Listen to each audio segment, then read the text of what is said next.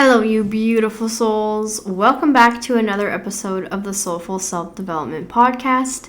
Today, it is officially Scorpio season, and we are going to get deep and intense as we dive into all things about Scorpio energy. So to start out, Scorpio season takes place from October 23rd to November 22nd. So happy birthday to all the Scorpios out there. If your birthday is in between these dates, then your sun sign is in Scorpio. But all of us do have Scorpio energy within us somewhere, and it's possible to have any planets and placements in Scorpio as well because, again, astrology is truly so complex. So let's talk about the energy of Scorpio.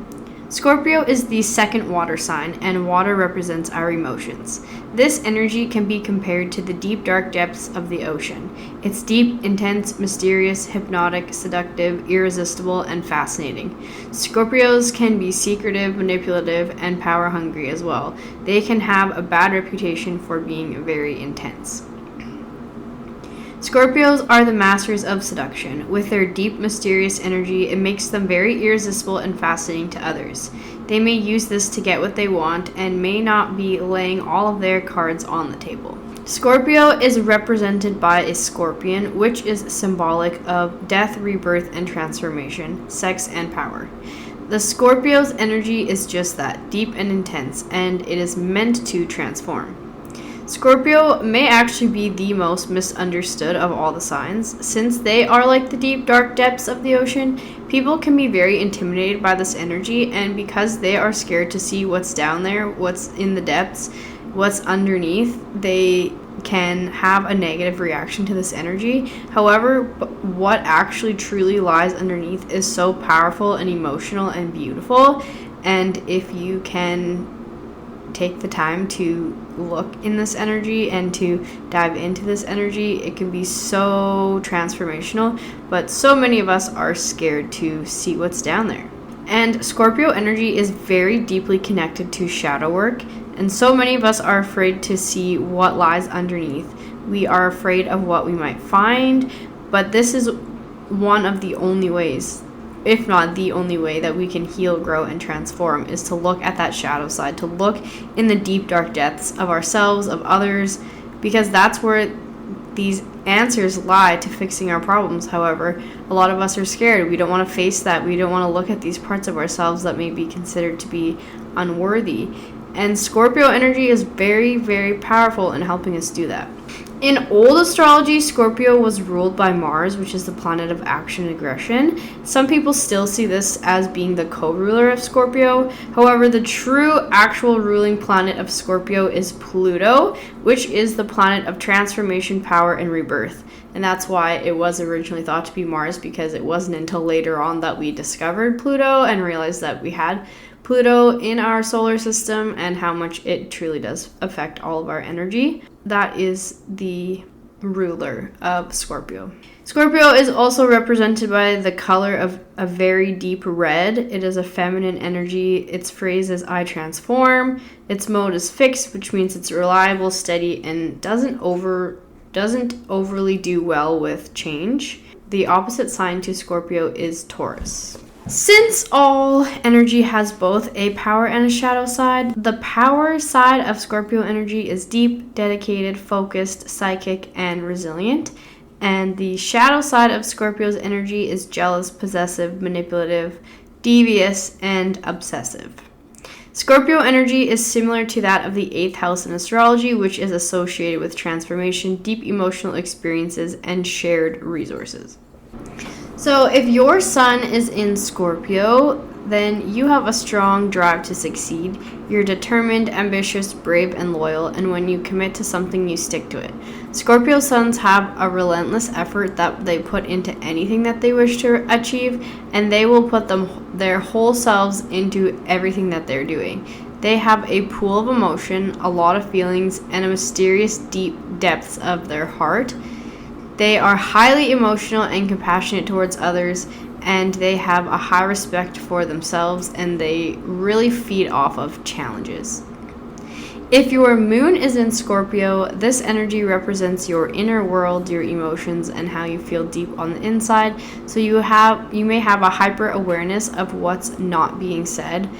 For being such a passionate person, you are also very realistic, and if you have been burned in love, you may be secretive and weary of people getting too close to you. You may feel like you have a dark side and try to hide it from the world. You are highly emotional and intense. You crave deep connections and transformational experiences. You enjoy your privacy and honor boundaries, and it's important for you to prioritize your mental health.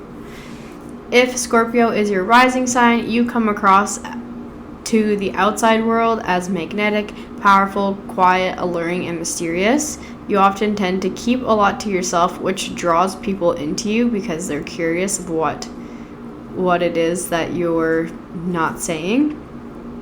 People often wonder what's going on behind those deep eyes and intense expressions on your face.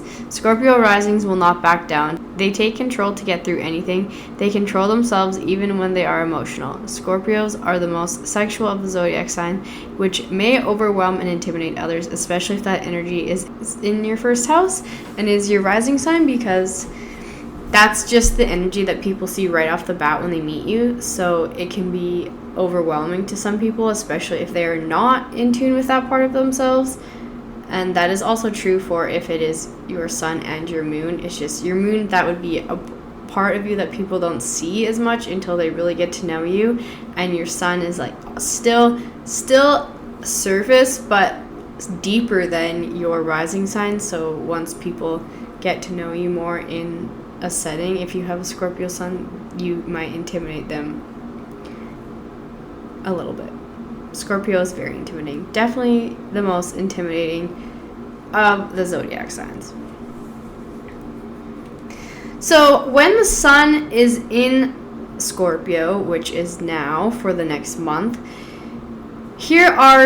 this energy is within the atmosphere and all around us. So it's a really, really, really good time of year to do transformational work, to do the shadow work, to look deep inside, to deal with all those intense feelings and emotions that you've probably pushed down and are stored in your energetic field. It's a really good time to take advantage and use this energy that is around us to do these things, because it can be difficult to do these things as it is. So when we team up with the energy of Scorpio, it just helps you process these deep, intense emotions.